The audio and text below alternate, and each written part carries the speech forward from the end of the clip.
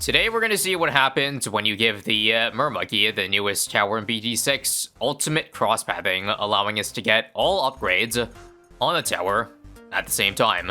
And here's a fun little challenge to go along with it. Why don't we try a chimps challenge where the Mermonkey is the only tower to get all the pops, and I've also made it so that this is the only tower that can be ultimately crosspathed. So surely this should make it so it's easier to get through the early game with only a base Mermonkey. If there's ever a point the Mermonkey struggles, it's definitely with the lack of super strong upgrades earlier. Rather, they're not bad. It's just too expensive for what they do, and especially if you're trying to solo with it. So we can probably get a 2-0-0 sometime this round. That's if I don't leak red balloons, and I think I am, sadly. Got it just in time though, Trident Swiftness. Let's do some micro then. Last, get a bit of straight line action, and then I guess once it's no longer doing that, strong targeting. And come on, one-shot those greens, turn the bend, nice.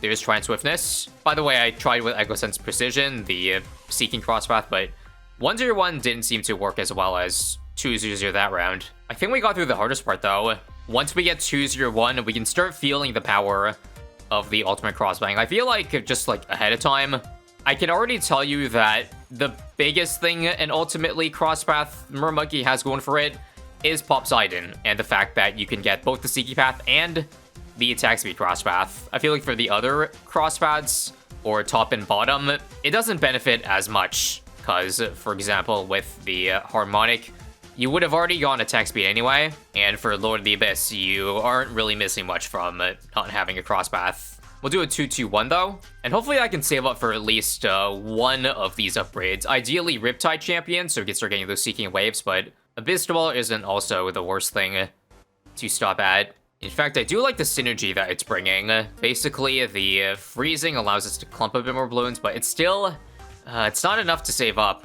Friendly reminder again, in an all pops chimps run, it's kind of self-explanatory, but no other tower can pop balloons. But if I can't pop balloons, then the only thing I can do to help out is a glue gunner. Do I do it now? Yes, but before I give up, one last try on last starting. Back on first, but last seems to be more consistent in terms of getting both the balloons coming in and the balloons turning like the bend again, so alright. We actually got through that run out unscathed, believe it or not. This round, yep, we pretty much got every single balloon turn the bend. Back at first now, though, and come on. Oh my god, so close. We can actually get a Booster Wall next round. Yeah, I can't do it, y'all. Even with cheats, it's not gonna happen. They're just too spaced this round. But the further off I am from getting one of those 2-3 upgrades, the harder this gets, even if I'm getting something to help out massively this round like a glue. I'm hoping just a base 0-0 is enough. In fact, it actually makes things worse because it changes what's being popped and what isn't. Okay, how about we drop this in the middle of the round then?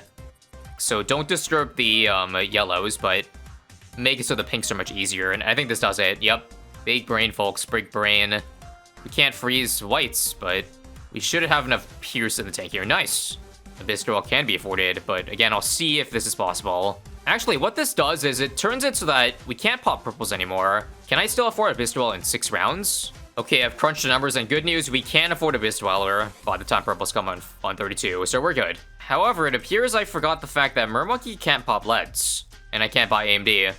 A few moments later. So, Abyss Dweller it is then, and Outbuff it is as well, but the only problem is that, at least on this map, I don't know why I'm trying it in all pops on, like, this rough map of all things, but the thing is, this is gonna hit Moabs. So I gotta find a way to beat Moabs before they even get in range of this vicinity, or, additionally, worst case, maybe buy a Chinook to move the Outbuff in the way, as annoying as that sounds. But yeah, Mermonkey do be like that. Let's first at least find the lowest possible pixel where the AMD can throw on the Mermonkey. For example, this is pretty low. I think I'll take it. I'll take it assuming we don't leak to these random yellows here, of course. Yep, looking good, looking good. I just gotta watch it carefully for even rounds. If the balloon gets far enough, the Alchemist will throw on it. But we're avoiding that for now, luckily. Okay, are we seriously going to leak to round 29 of all rounds? I've never had problems with this round before. But this is really awkward. Bigger globs then? My goodness. Existence is pain, fellas. Existence is pain. If I can at least get an outbuff, I'll be happy. And, oh, hold up. It's crazy that the outbuff almost got damaged, but we popped it right before the outbuff lands on the balloon. God damn, never tell me the odds. I'm gonna skip the outbuff actually and go for Riptide, because this would be way more consistent in terms of actually popping balloons, because the tentacles, as you see, they shoot so slowly that even a round like this is a risk. But there it is, finally. We've gotten it. And now we see the speedy Seeking Riptides do their work. Now, the only issue is that can't afford Arctic Ignite for the barrage, so let me see if this would be enough damage. And Abyssal Warrior? Sure. Watching? Wow. How does this outbuff not actually land on the Moab? We are lucky. And let's see. Don't attack, don't attack, don't attack. Nice. We cleared it with 0 pops. We'll also use this time to finally drop our hero down, Geraldo, just in case we could use, like, the glues from the shop for a very quick, cheap slowing option. And even Jirifar, but right now I kind of don't want to disrupt how well the Abyssal Warrior is doing. Once again, if you don't know how Abyssal Warrior works, it spawns 8 tentacles that only shoot within a cone around the Mermonkey, and they each do very high damage. So right now, sadly, we don't have the most optimal Abyssal Warrior spot. Again, there's no choice, at least on this map. You can't put this in the middle, or you can't outbuff it. So I think right now only 5 of the tentacles are actually attacking out of the possible 8. See how clean the Abyssal Warrior is at cleaning 49? Just swipes the rainbows in one shot, so we don't have to worry about it. I could actually buy the Chinook right now, but let me just see if I need it for this round, or if it's still got what it takes here. So watch carefully.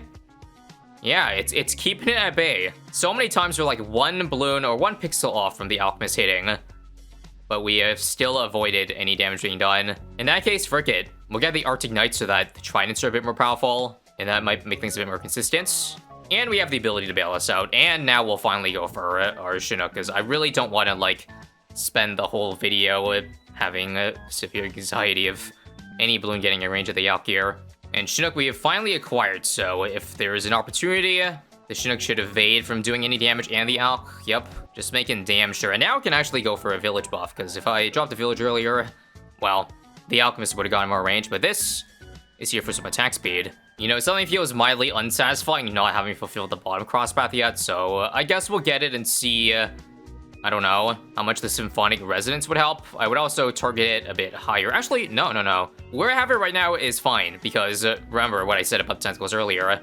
It's in a 45-degree cone around the Mermonkey, so this actually now makes it so that every single tentacle will be used. I would just once again a little bit paranoid because of, you know, Geraldo and him possibly doing damage, but I think we got another issue on our hands, the purple balloons. Our tentacles, I don't know if it's good enough to handle all of them before they leak. I probably gotta upgrade the glue gunner then, or can we hold? Nope, we're gonna leak that one purple this round. All right, we'll see what a 022 splatter does, or this would probably be a good opportunity to, well, as I said, use Geraldo glue. Okay, so last minute ability. If I see a purple get through, blast off. This round we're pretty lucky. No purples until pretty late.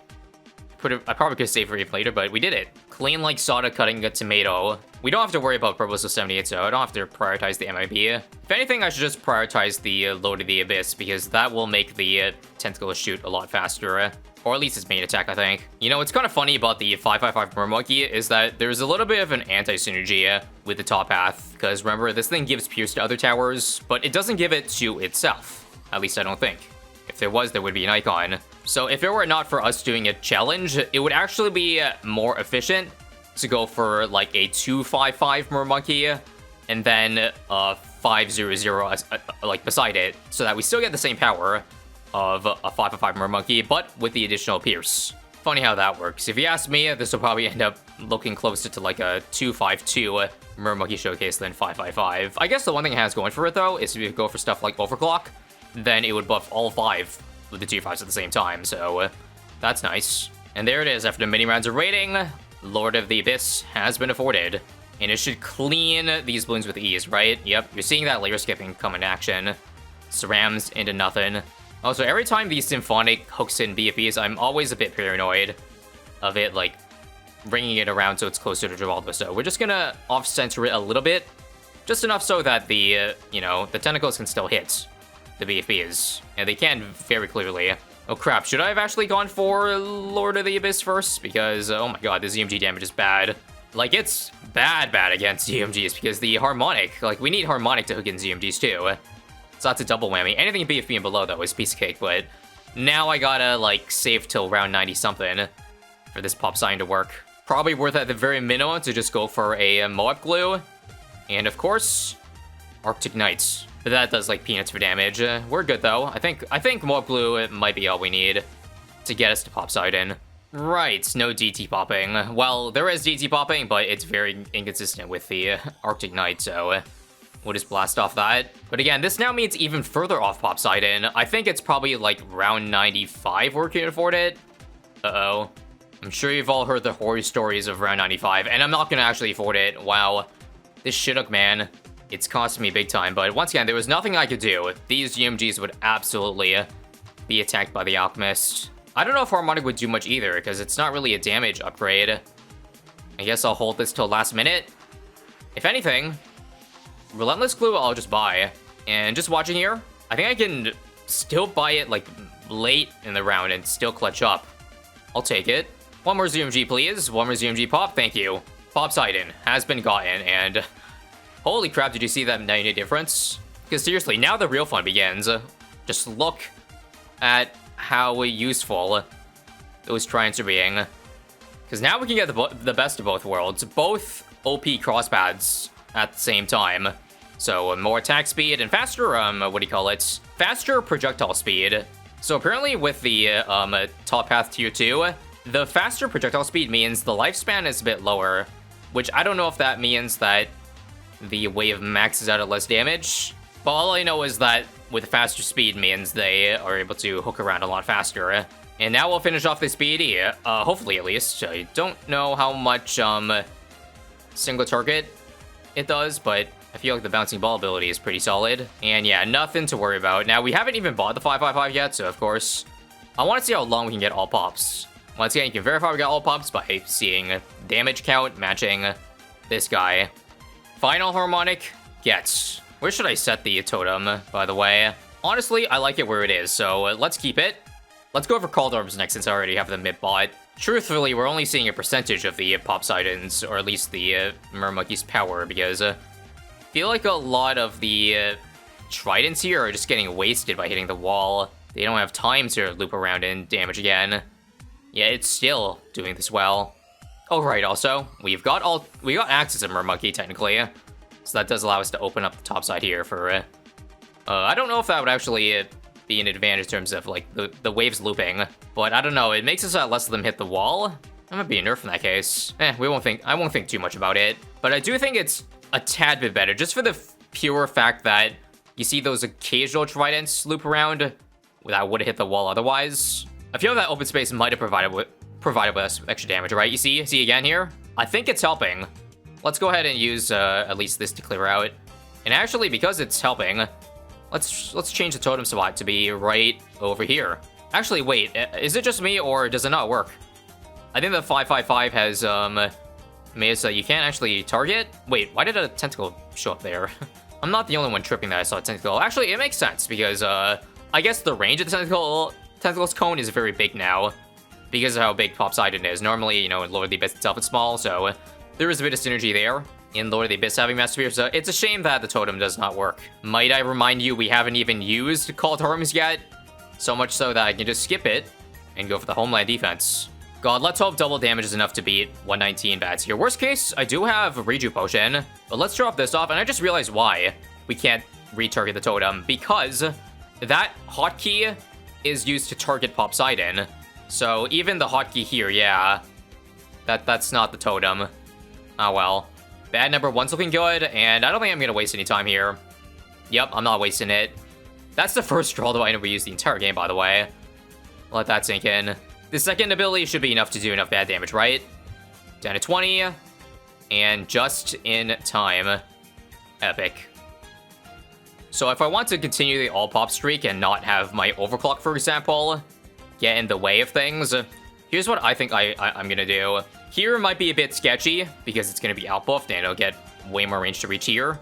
But if I do the following, like an Ice Tower, watch this. 1, 2, 3, and 1, and Snowstorm, and look, I can place this behind the wall entirely, so it will never attack. I'll move the foam so it doesn't, you know, damage DTs too. Or decamo them or whatever. Okay, I also got to make sure not to ever press the snowstorm ability, because that does 1 damage. So make sure to keep our hotkey off that. But yeah, pretty nasty workout right now. How much more support can we get?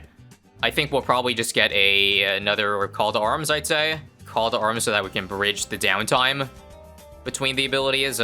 Sure. You know what tower is good? When the game lags because it needs to calculate how much damage it's doing right now. This is just with a homeland, mind you. Lag aside, is this just not one of the more satisfying super rough things? Like, you've already seen, or you may have already seen me do a super pop side in, but not with the seeking crosspath. That's where things get, you know, very satisfying looking. Even though it technically is a DPS decrease. Just see him and loop around and get bigger and bigger. It's what we all live for. And how about comboing everything to legit see damage per frame right now. I think it was like upwards of 10,000 or something like that. Bad news, we don't have any abilities. They're all on cooldown. Might I need a rejuve here? Yeah.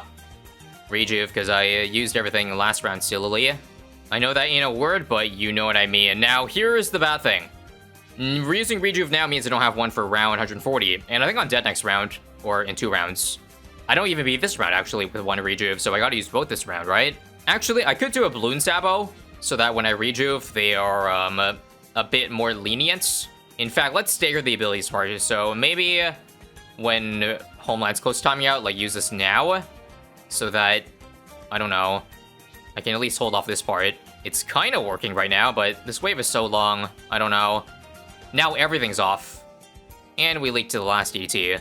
Okay, idea. It turns out Sabo is all I need. No Homeland or Poseidon, and it works. But now, I'm gonna drop this and then drop Homeland. In fact, frick it. We can just glue the entrance.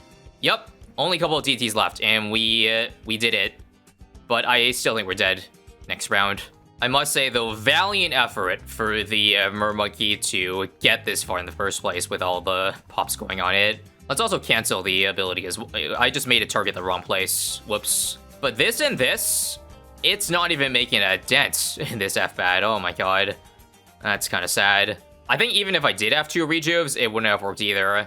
Because I'm doing it again and again. But at the end of the day, it's only about 60% through. Not enough, you know, visibility to see at the top. GG.